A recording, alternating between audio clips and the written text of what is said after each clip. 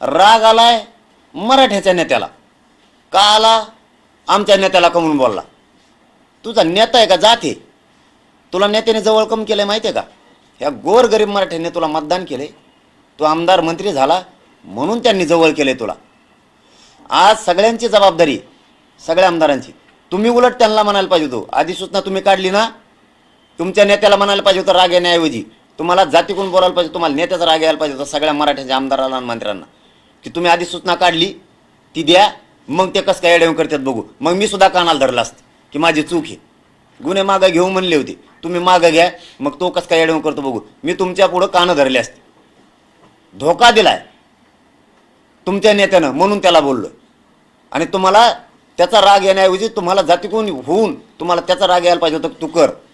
उलटं करताय तुमच्या स्वार्थासाठी गोरगरिबांचे मराठ्यांचे पोरं मारायला निघालात तुम्ही.